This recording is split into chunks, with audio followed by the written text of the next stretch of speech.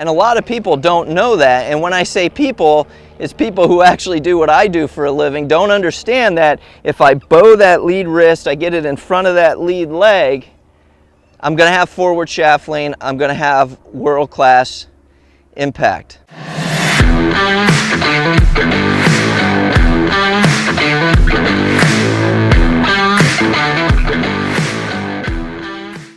Hey everyone, in this video we're going to talk about how to use the wrists in the golf swing.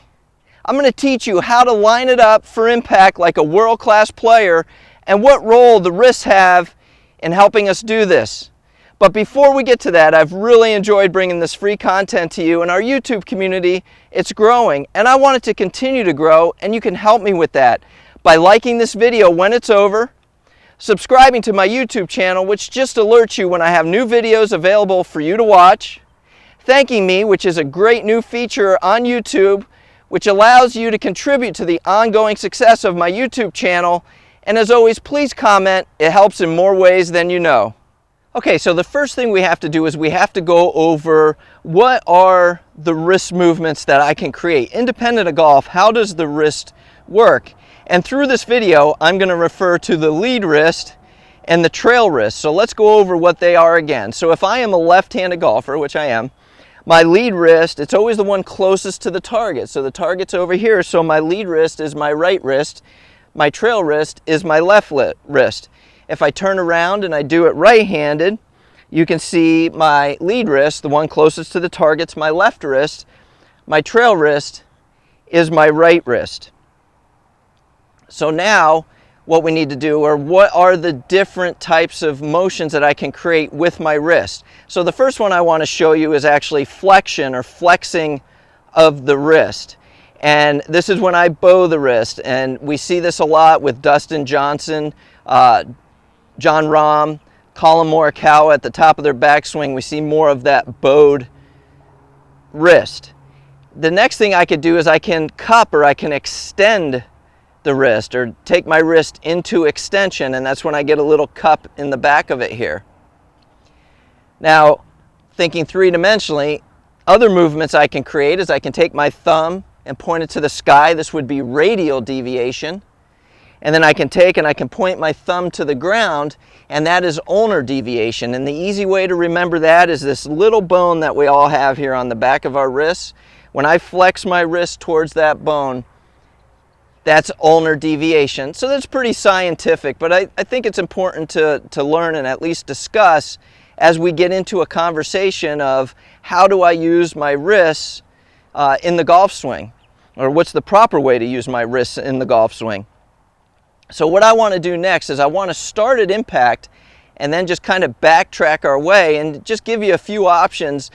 There's more than one way to get there. As we see when we look at PGA Tour, LPGA Tour swings, we see all different sort of swings, but then we video them or we watch them on TV and they're slowed down, and they all create that wonderful impact position. And what we're talking about now or today is we're going to talk about everything except the driver. The driver, when we line up the driver, it's a little bit different. And so in my golf schools, I say that you have the driver and then everything else. And I'll shoot a video on lining up the driver like a world-class player sometime down the road.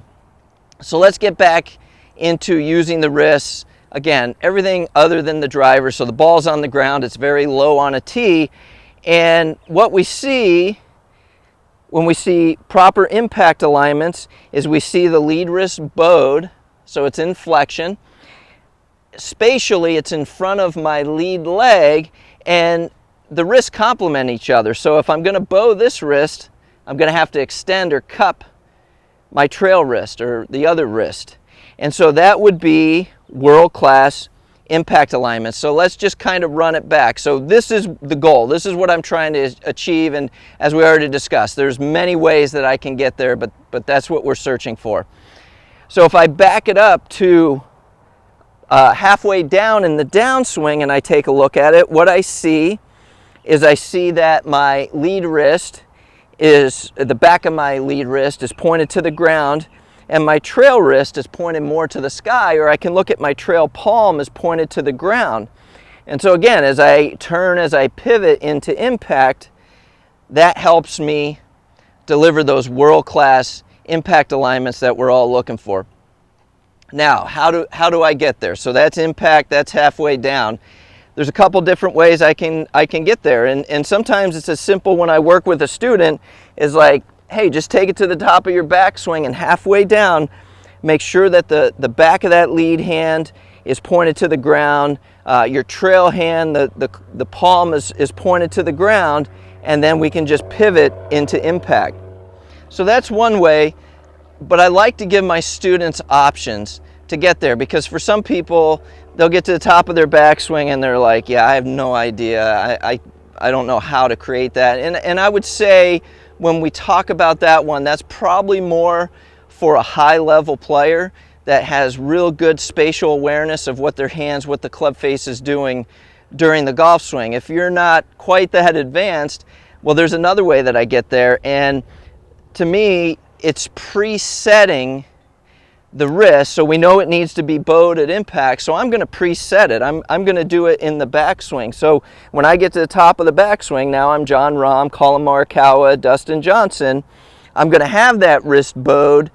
Now I can't just say, hey, it's bowed here, it's going to be bowed when I get to impact. I've got to still work on getting that back of that lead hand, the palm of the right hand to the ground on the way down, so I can deliver that world-class impact. I always tell my students, this is just half the battle, right? The backswing's half the battle. I still got to work on it in the downswing to create these great impact alignments. And I have other videos out there that you can look for, but I have two ways to get that lead wrist or the trail wrist where we want it in the backswing. And one is a Frisbee lead wrist.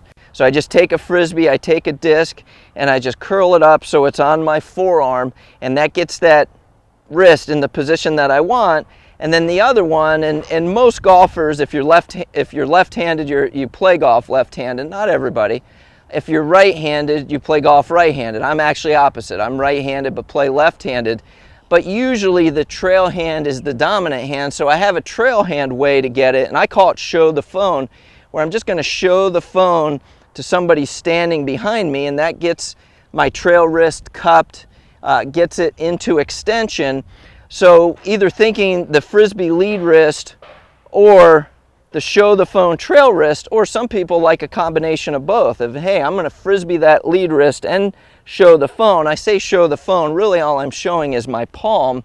So you see when I get to the top of the backswing, I've got that Frisbee lead wrist, and then I'm just pointing my palm to the camera, to you people, to create those awesome wrist angles. So that would be top of backswing. That would be preparing to get it aligned for these great impact positions. Now let's talk about the takeaway. And for some people, again, they can just make a normal takeaway, kind of get it to the back of the top of the backswing, excuse me, the way that feels best for them, and then just really create a lot of this twisting and torquing of the grip and of the club on the downswing to go ahead and create that forward shaft lean and line it up like a world-class player. Other people don't have the strength. They're not as advanced a player to spatially control that stuff. So we're gonna do it. We're gonna kind of force it and create more of that good impact position in the backswing and at the top of the backswing. So off the golf ball, what would this look like? Well, to get that lead wrist in the position I want, I'm going to move my lead wrist towards the ground. So you see, as soon as I take the club off the ball or I start my backswing, the back of my lead wrist is to the ground, and my trail wrist is pointed to the sky, or my trail palm is to the ground. So that position that we wanted to attain in the downswing, I'm just making sure I hit it in the backswing too. But remember, that's just half the battle. I can't say, hey, if I get it here, I'm going to be great for impact. No, I got to keep working throughout the golf swing. So I get it here, I have it at the top of the backswing. Most important one, I get it here, and then I continue to pivot, deliver it into impact. There's the impact alignments I'm looking for. So again, first thing off the golf ball, I'm taking that lead wrist to the ground. I'm taking it to the top of the backswing.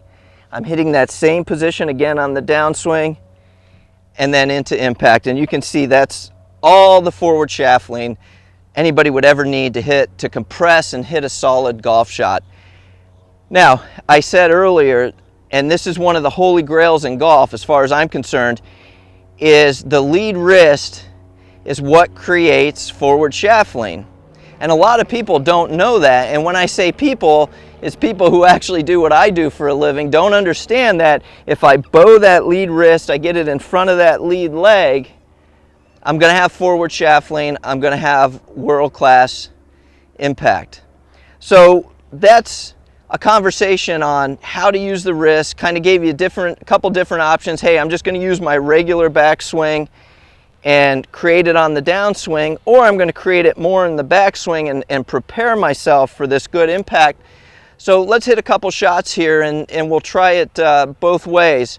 I'm going to start with just my conventional backswing and feel like I get that club to the ground. And so if you go to the driving range, you just make some rehearsal swings where you just take it to the top of the backswing the way that you usually do, and then on the way down you can see I'm really working on getting my lead wrist, the back of my glove hand to the ground.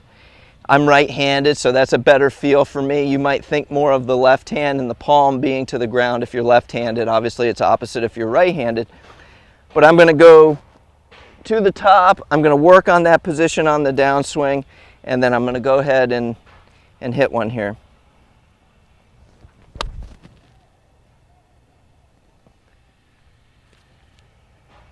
Yeah, so that felt really good, felt solid. Definitely felt like the club was in a better position, and you know, I got a nice divot in front of the golf ball, so I know I had some forward shaft lean. The ball didn't come out too high, it came out proper trajectory, so again I know I have some forward shaft lean. So just for fun, let's try the other one too. So now what I'm going to do is I'm just going to prepare the club into a better position early in the backswing, so as soon as I start off the golf ball, I'm going to get this lead wrist to the ground, I'm going to have it bowed at the top, and then I'm going to work on returning it down exactly the same way, and we'll see what we get out of this. So I'm on the range, I'm practicing, I'm just going to kind of rehearse, get a good feel for it. I'm going to step into the golf ball and do my best to create it. So for me, that didn't happen. The first one was definitely a better option for me. I felt like I was more manipulating there and didn't help me to present the best impact alignments. But again, this is just for your reference. Go out, experiment. One thing that people don't understand, I talk a lot about in my golf schools, is if you want to learn golf, it's a lot about experimenting and self-discovery. You know, we as teachers can lead you in the right direction, but from there you've got to own it. You've got to go to the range, experiment, self-discover, find what works best for you. So now you understand how to use the wrists in the golf swing. You also know what all the wrist movements are and how they help us to line the club up with some forward shaft lean for world-class impact alignments. I have 2 more videos here right now that I promise will continue to help you to improve your game. And remember, please like, subscribe to my YouTube channel, use that new feature and thank me to contribute to the ongoing success of my YouTube channel, and comment.